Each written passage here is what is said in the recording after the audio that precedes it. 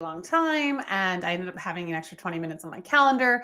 So I wanted to talk about a subject that I have a strong opinion on, which is when do you hire an agency and when don't you hire an agency?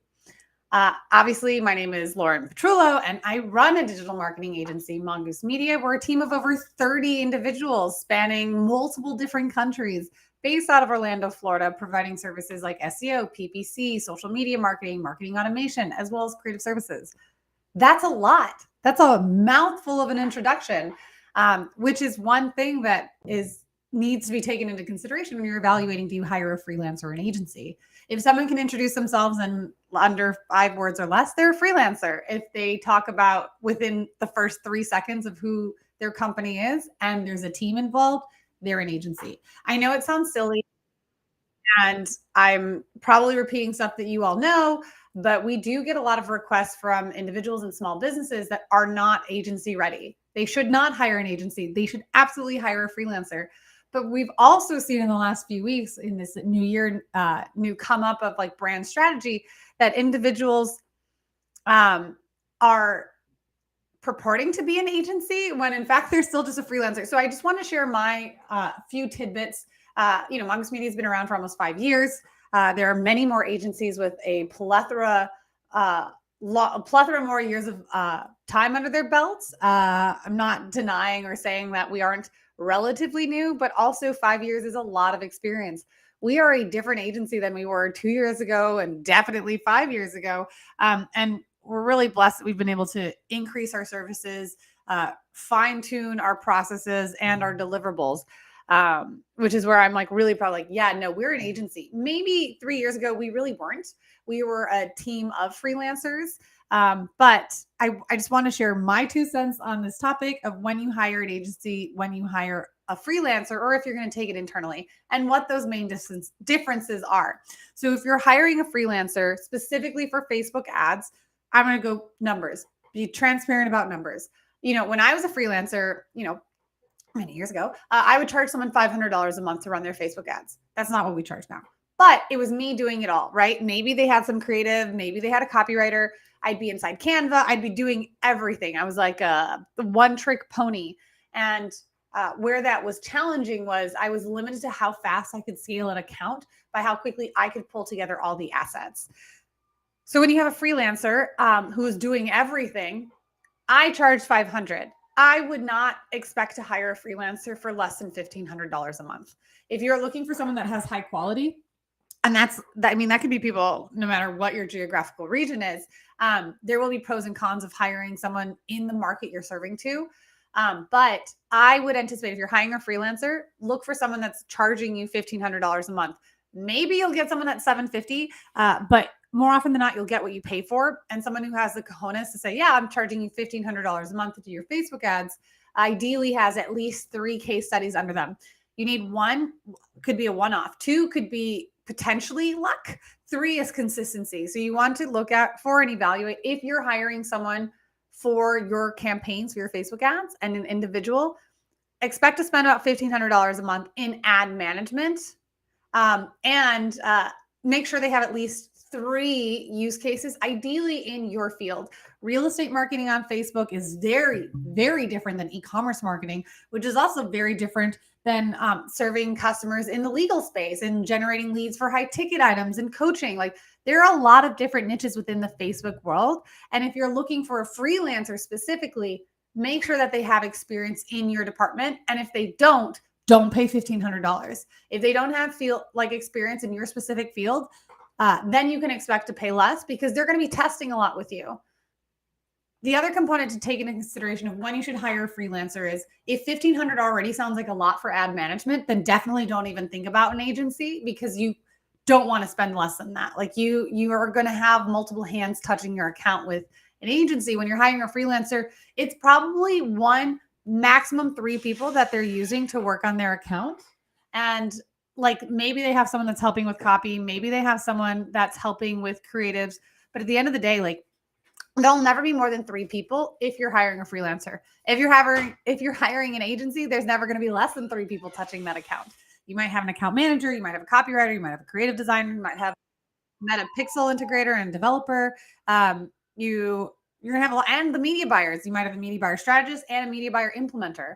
There are a lot of hands that are touching the account. So generally speaking, if you're hiring a freelancer, it's a maximum of 3 people that are touching the account. If you're hiring an agency, it's a minimum of 3 people. And with that comes a higher cost.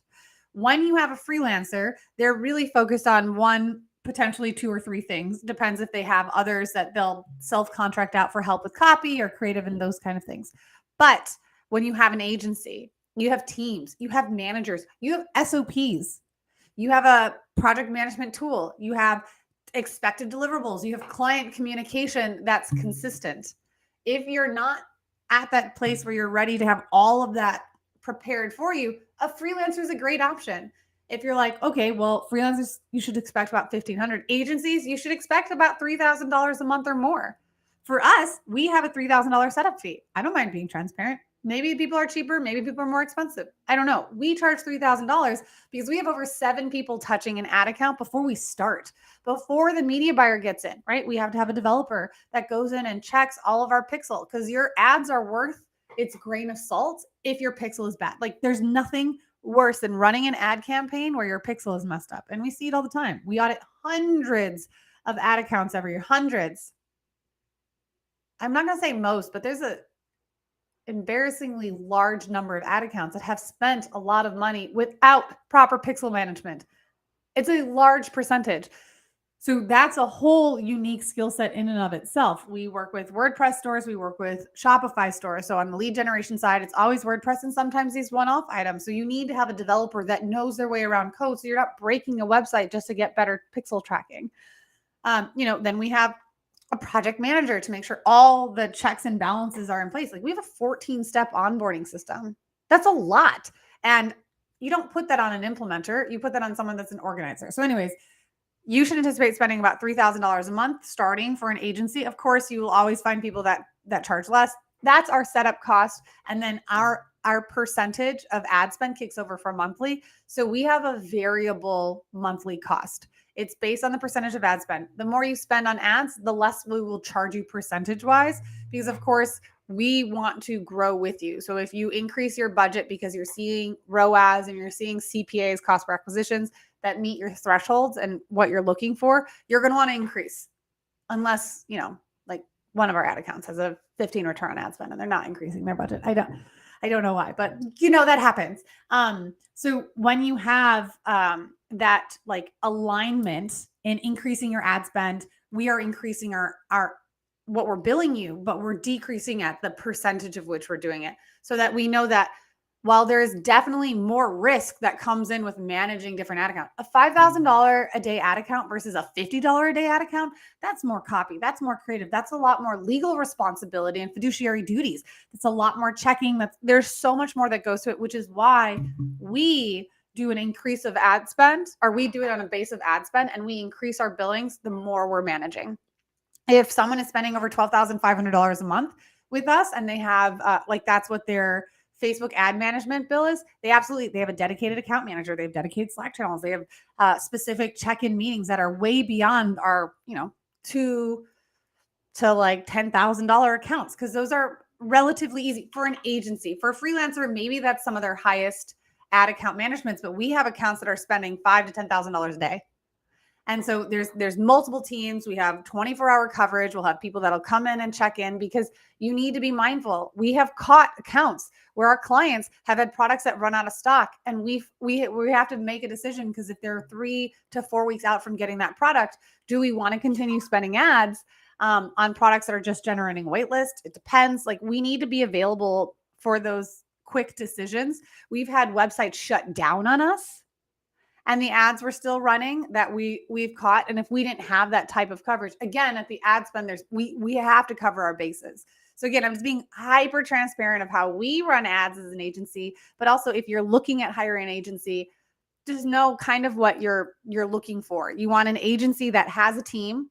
You want an agency that has an SOP. You want an agency that has an ability for more than one media buyer being in the account. And why do I say that? Because people get sick. There's been a pandemic that's been going around and people are still getting sick. People take vacations. People have birthdays. Like, It's not abnormal for someone to take a few days off and enjoy it. But it would be abnormal not to have backup coverage. So at least for us, we have clear naming convention. Anyone on our team that's a level 2 or level 3 media buyer can jump into an ad account and know exactly what's going on just by the naming convention. We also have 3 check-ins for our clients. On Mondays, we have an internal meeting where all the PPC media buyers come together and we look at the accounts in a deep dive. We're evaluating 36 different metrics depending on their e-commerce or lead generation client and seeing how these ads are being affected and impacted by other conversion rate optimization components. E-commerce, for example, what is our add to cart ratio from the number of people we've sent from Facebook, viewed the landing page, and then added to cart? If we're not getting at least 10% of the traffic that we're sending to Facebook to add to cart, we're not doing a very good job of audience identification. Facebook ads to be successful require a sexy offer for an obvious audience. If you're missing those 2 pieces, a sexy offer for an obvious audience, your Facebook ads won't work. I don't care. Like that's a hard, clear rule. Sexy offer, obvious audience. If we can see where we're missing one of those pieces, if we don't have a sexy offer, our click-through rate is low, our landing page, our cost per click is high. If we don't have an obvious audience and they're not 10% of our audience isn't adding to cart or around 10%, then we are just sending dumb traffic because they're not actually interested. They're not transactionally motivated. That means our copy isn't telling someone we need them to take action because we need them to be a revenue generating customer for our client who's investing not just in paid ads, but paid ad management. There's 2 sides of the equation for costs related to Facebook ads, not even counting cost of goods and all the other operation costs, but marketing side. You have ad management and ad spend. Those can add up really, really quickly. So if $1,500 a month seems like a lot before you're even giving the money in ads, don't review an agency. Agencies are really great when you're looking at spending at least $5,000 to $10,000 a month, or you're looking at paying more for a team that's going to grow and scale with you, that's motivated to grow and scale with you because of the future potential billings and revenue that you'll receive and that we can increase our ad spend on, and have a team equipped of Facebook ad copywriters, Facebook ad designers. Our Facebook ad designer and our social media ad, like a social media organic designer, they're 2 different people. The same as our website designer is it's a different niche and different skill. We're not really the Jane of all trades or Jack of all trades. We definitely have team members that have like dedicated tasks so they can get stronger and better. Like we've just hired a thumbnail editor, right? Their primary task is making thumbnails for content videos. Like that's a whole different type of creative niche. So there's a lot of times people will hire a freelancer and expect the level of an agency and expect a freelancer or even a virtual assistant to deliver 20 different jobs. For us, before the media buyer gets in, we have 7 people touching an ad account, providing strategy, looking at all the opportunities so that we can maximize what we can produce for our client when we start spending money. And then for us, we charge a setup cost, and then you are not billed again until your ads go live. Sometimes we have clients that it's back and forth. The ad creative, the copy just doesn't hit right. And that's okay. I'm not going to charge a client for that. When the ads go live, then our ad percentage billing jumps in, and that's billed on a monthly basis. Till then, there's just a flat setup rate, and then it's on us to get us going as live as fast as possible. But it takes time, right? We have to understand like the empathy behind the end user we're trying to sell to, because that's the thesis of our copy and creative. Remember, sexy offer. If we don't know what is sexy for that customer, you're just going to be spending money farting into the air. And then there's the obvious audience. We do competitive research. We need to understand what audience opportunities are available. Again, in our Monday deep dive, I have 36 points we'll check in. If our CPM exceeds $30, that means that we're probably going after a competitive audience. And there's an opportunity for us to find a more fruitful audience potentially by spending different amounts of money. We can look at that every Monday and then decide which lever, if we pull, will make the biggest impact. The one lever that we can make a difference on so that our clients can see that difference themselves in their bottom line. On Wednesdays, as an agency, we meet with an all hands. Everyone, regardless of which ad account they're on, comes together, and then we discuss what's going on for the respective ad accounts and other services. We have SEO services, we have creative services like design development. We do a lot of Shopify stores. We're building quite a few websites for hospitality clients this year. We have a team of over 30 of us. That's a lot. So we come together every Wednesday and we take what insights we're seeing from the marketing landscape, what observations we're making on the accounts, what creative assistance do we need. We have a brain trust. We might have someone who's on the YouTube content side, like they're on the creative services, video production team, have a really great idea for organic social media Pinterest team. And that cross flow of communication is where an agency can bring a lot of brain power to. To ask a freelancer to do all of that, that's hard because they'll have other clients, just like an agency, but it's a lot to put onto a single person. That's why if you're looking at an agency, you can have higher expectations because they've been doing this. They have more people that are touching account. They have more like fail safes. Freelancers, everyone makes mistakes. We absolutely make mistakes. We're not perfect. We're all human led. But I see a lot of times people get upset with freelancers because they put too much expectation. And if they're spending less than $1,500 a month, I mean, you might have found a really great freelancer who doesn't know their value yet. Like if they're like, send them my way. We're always hiring media buyers. I would love to meet them. But like it's a lot to ask. So just like, please, if you happen to be watching this video and me venting about the main differences between a freelancer and an agency, is that maximum of 3 people, a limitation of what they can produce. They can absolutely be great media buyers. There are amazing freelancers out there that can do your Facebook ads. We've hired them. That's how we find our media buyers. But when you're looking at an agency, you are looking at like a captain. Like it's versus listening to someone on the subway playing some music or going to a concert hall and seeing an orchestra. I'll be like conducting a lot of our creative strategy. We'll have the winds, we'll have the brass. There's a lot of moving pieces, but you can still enjoy amazing music at the subway for a fraction of the cost, but only have that one person. Maybe they have a soundtrack that they're playing to as well for assist, because absolutely, just because someone's a freelancer doesn't mean they also don't have a freelancer that they partner with or that they contract some of the additional help with.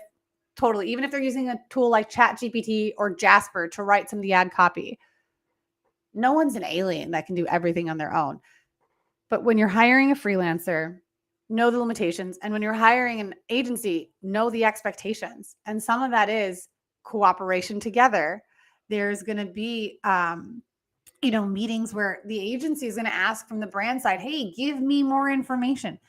Tell me about your audience so that it can be done in cooperation together. Whereas a freelancer is just, I'm in and out. And they're likely charging you monthly, regardless if your ads go live, get paused. It's an anticipated recurring revenue, which is why we do a setup cost. And then you don't see another bill until your ads go live. Because if there's a delay, whether it be ours or yours, we are not going to punish the agency for it. But we have systems in place, right? Like that's what we have, like legal teams and tax teams. Like we have, it's a business.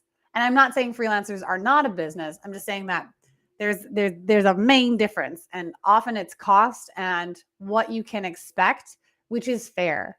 If you are paying someone $10,000 a month as an agency versus $1,000 a month as a freelancer, there do come a lot of different expectations. But we'll see accounts where people are upset with freelancers, and I'm like, you're getting what you're paying for sometimes.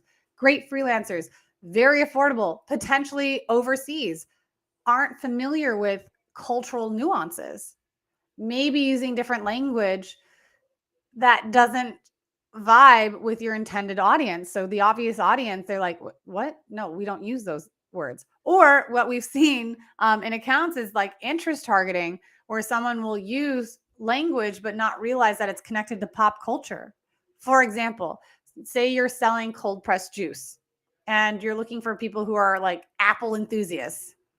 But rather the fruit, you're now targeting everyone that's related to the software, to the technology company and people that are obsessed with iPhones and computers. But like maybe your cold pressed juice audience is like the yogi, I don't want a phone, but if I have to have one, it's Android all day crowd.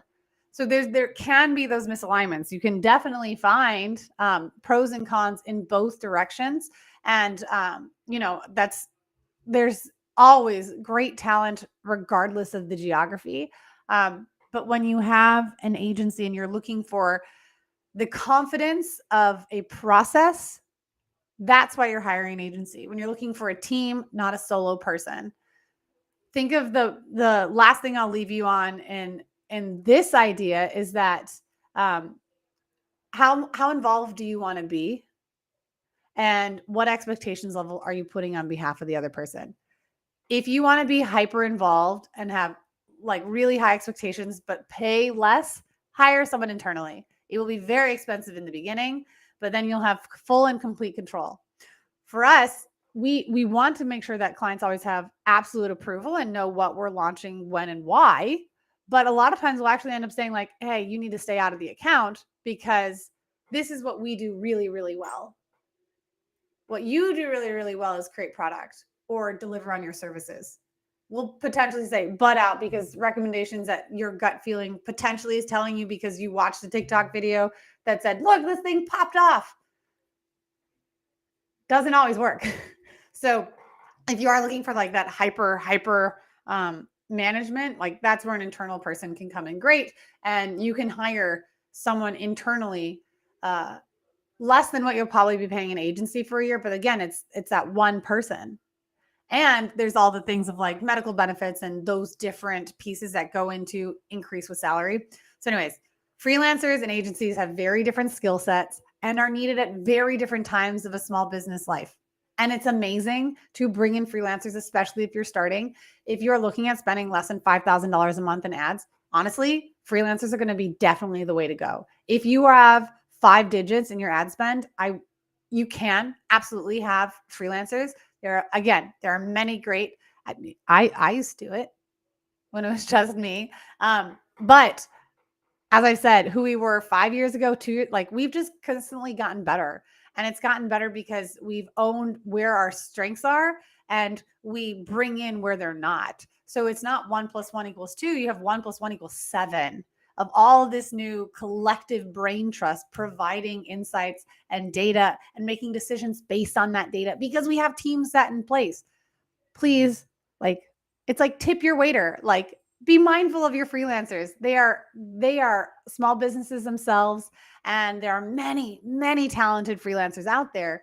But I just I feel for them because we'll hear from like process or accounts that we get into where they're upset at a freelancer. They put agency level expectations on a single human being. That's hard. And if they're only managing, a few $100s a month in ad spend, it is a pay to play game. Like you do need to have like ad spend velocity because if you don't get out of your learning phase, you don't get out of your learning phase. So if you're looking at a place like bully people out of the market, be more impactful with your ads, you can use a freelancer, you can use an agency, there's a lot of opportunities. Everything is always testing, but just be mindful that unfortunately, the more you spend, the more data you get. So you're going to make a decision on what resources you're going to invest in. And is it going to be time? Take the time to see how long it takes for you to get your Facebook ads up and going and get out of the learning phase, or it will be money. We are on the side of caution with ad spend because I treat everyone's ad spend as if it was my own personal wallet. And so I will always err on the side of caution. But as soon as we've gotten our piece in place, like we put in thresholds and say, hey, can we have the assumed go for launch of increasing on ad spend when we hit a ROAS on Facebook at a certain level. But another component with freelance versus agency, sorry, I said one more and I'm stealing 2 more minutes for this like opportunity. I don't know if oh wow, hello Cass. Hi Justin. It's the shit happens plan. So if you are sorry, I like got distracted. I was like, oh my gosh, 2 of my friends are here. Like this is so cool. I didn't even think they'd be here. In case in my case it will oh, that's so funny, Justin. I don't remember what I was saying. There's probably more on this topic, but when you're hiring a Facebook ads team, evaluate. Do you want a team? Where are you spending? And what type of risk you're willing to mitigate? There's going to be always branding that might go a little different than what you want. And if you want to be super protective of your brand, like very strict, we've worked with those. That's awesome. You're going to limit yourself in terms of what you can test and creatively. We make guesses all the time, and I'm more often wrong on which pony will win than I'm right, which is okay, because if you think of a professional Major League Baseball player batting at a 3.0, 3 out of 10 is Hall of Fame record. So I don't mind being wrong. I mind being wrong if I ignore the data. I mind being wrong if I like don't care about the data. But like at the end of the day, like you'll want to test stuff. You'll want to see, you want people to stop the scroll. Like it's interruptive marketing. You need to get in front of them. And sometimes the media buyer who knows which buttons to pull, which, ad optimizations, which meta introductions are coming in, like lead gen, like lead ads finally got a huge update. We've been asking Facebook for years. They got a really big update at the end of Q4, like learning those things. You want your media buyer to know that. Maybe you don't want them to know and be the best at hook writing. Great. Have someone else come into that play. So anyways, rant over. Thank you. Thank you for Justin for tuning in. I'm assuming you might be the only one. I don't know, and I don't care. I just wanted to vent on this, and my hair looked really good. So I was like, I'm just going to do it. Anyways. Bye.